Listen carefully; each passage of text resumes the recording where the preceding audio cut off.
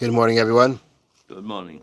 We are learning Mishna Yevamos, Perek Yud, chapter 10. We're in the middle of Mishna Gimel. So we start from the case that reads, Amrullah Meis Balach. They said to her, a witness said to her, your husband died.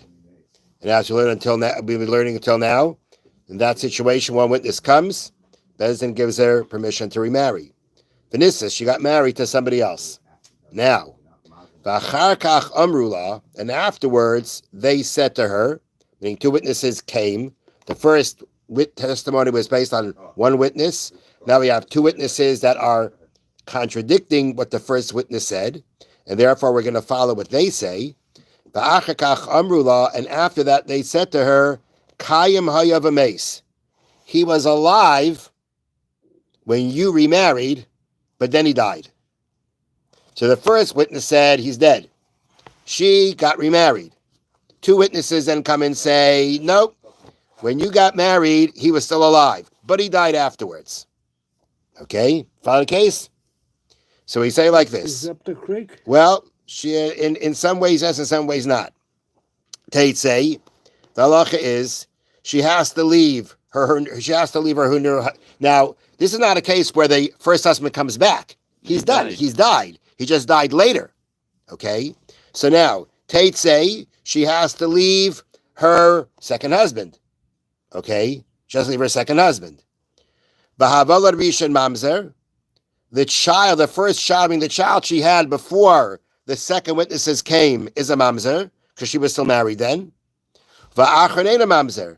But let's say she has a child from the second husband after the witnesses come and say the husband died later, then the child's not a mamzer.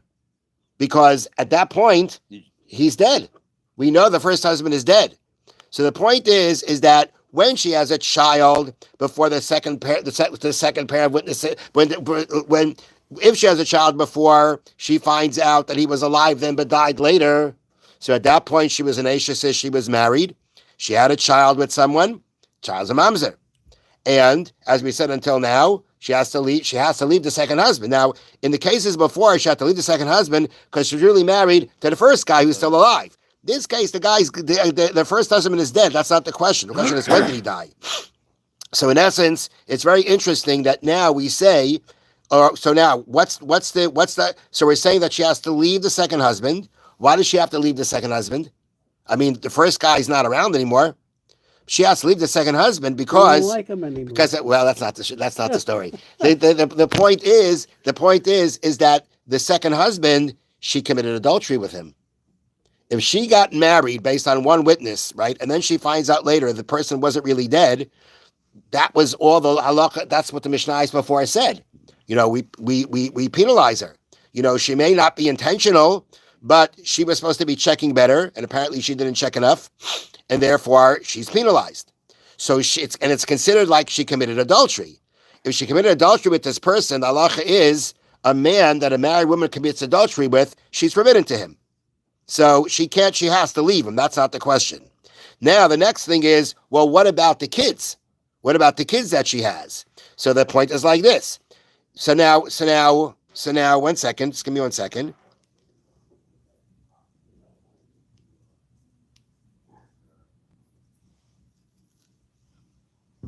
Okay, right. What? 1 second.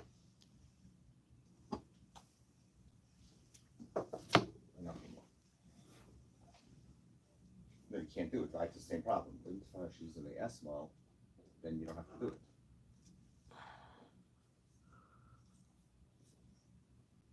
Okay. So now, I'm sorry, there's something here in the notes that's not clicking. I'm not understanding it, but okay. The first child is a mamzer. That means a child she had when she was married to the second husband, before the next testimony came. She was a married woman then. She has a child. The child's a mamzer. But if, let's say, she doesn't leave the guy. She doesn't leave him, right? She's supposed to leave him, but she doesn't leave him. And then they have a child after that. The child is not a mamzer. Because at the end of the day, number one, this child, at that point of time when she had the child with him, the first husband wasn't around, right? She's not a married woman anymore. We know the husband is dead. The question is, when did he die? So, but now he's dead. And therefore, right now, if she stays with him, it's not adultery. It's forbidden, but it's not adultery. And therefore, in this kind of situation, we're going to say that the child is not a mamzer because she's not married anymore. She's forbidden, but she's not married anymore. And therefore, the child that comes from this marriage is not going to be considered a mamzer. Was she pregnant or she had? No. She had it afterwards. Afterwards. She had the child afterwards. After the other witnesses came and said he died later, right. That's when she had the child. If that's when she has the child, then we say the halacha is that the child's not going to be a mamzer. In the Mishnayos we had before, the first husband showed up. He was here. Yeah. Okay? But in this case, the child after the second testimony, she's not married anymore. She's not a nation sis. She's not married. And therefore, we say that the child is not considered a mamzer. Okay, next. Amrullah, they said to her, Meis Balach, your husband died. Same story as before. One witness comes and says, your husband died. Viniskacha, and she had kedushin done to her. Meaning, until now, we've been talking about that she became fully married to the second guy. Now the case is, she's not fully married yet. Based on the testimony of one witness, she had kedushin done to her. She was betrothed. And we know that in times of the Mishnah, you had kedushin, and later on you had nisuin. Later on you had chuppah. Okay? Which means at this point of time, right, she has not yet cohabited with her second husband. And now her husband shows up. But it's before the chuppah. It's before the marriage is completed. It's before she cohabits with the second husband. Muteres lachsaloi. Now she can go back. She's allowed to go back to her first husband, because the only thing that was done was kedushin. She never committed adultery, and therefore the halacha is she's allowed to go back to him.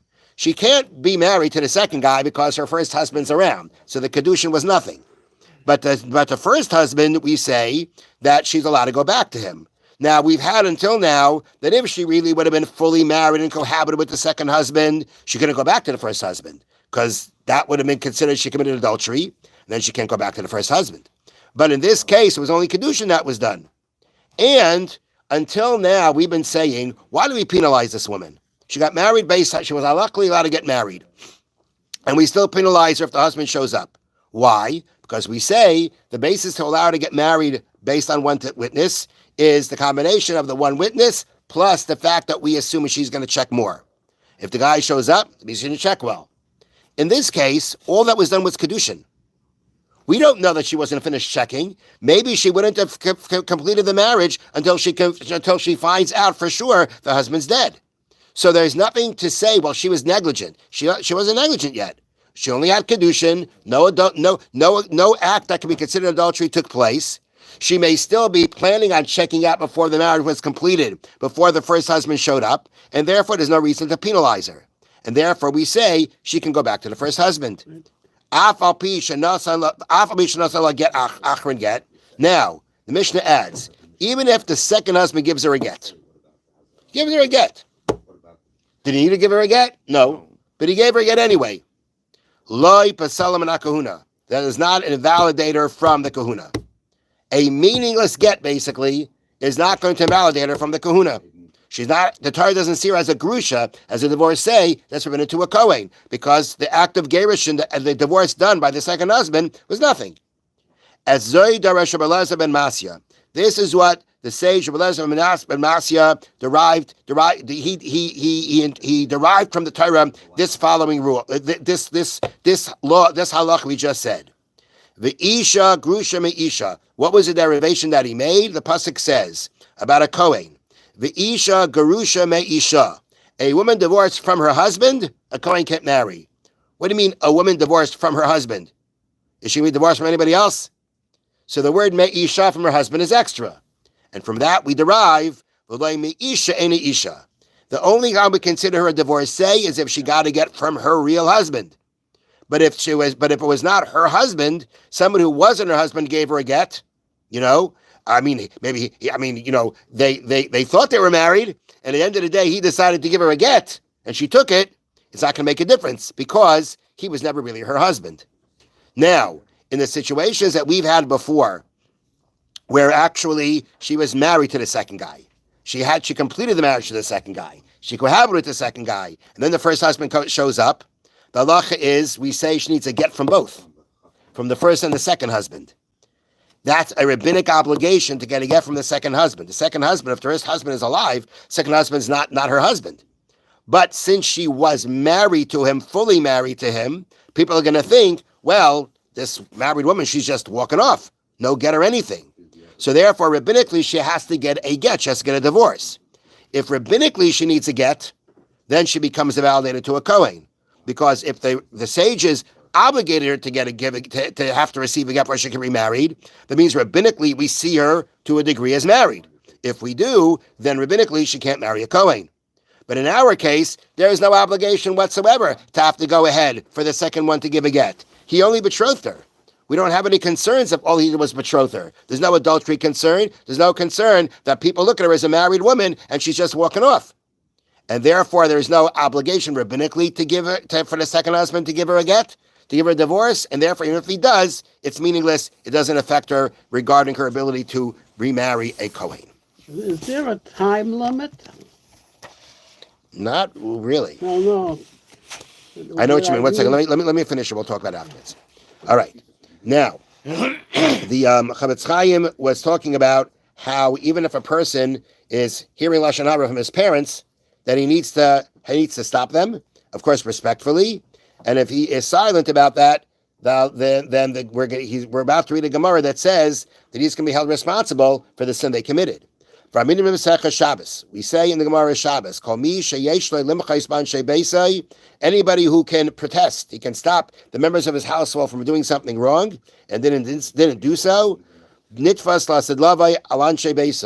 future, he is going to be held responsible for what the members of his household did.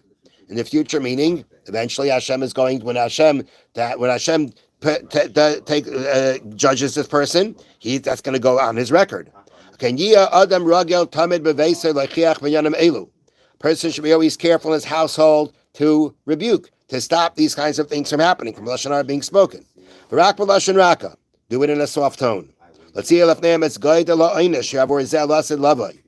he should lay out to the members of the household how serious a punishment comes for this sin, and the great reward for those who are careful about it. You want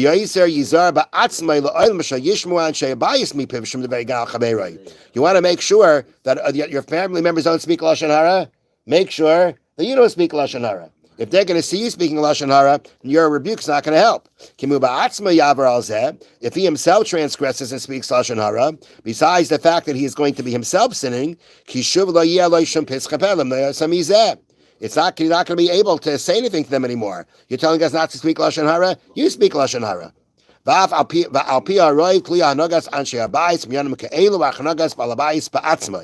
And typically, how the household is going to behave regarding these things depends on the head of the household.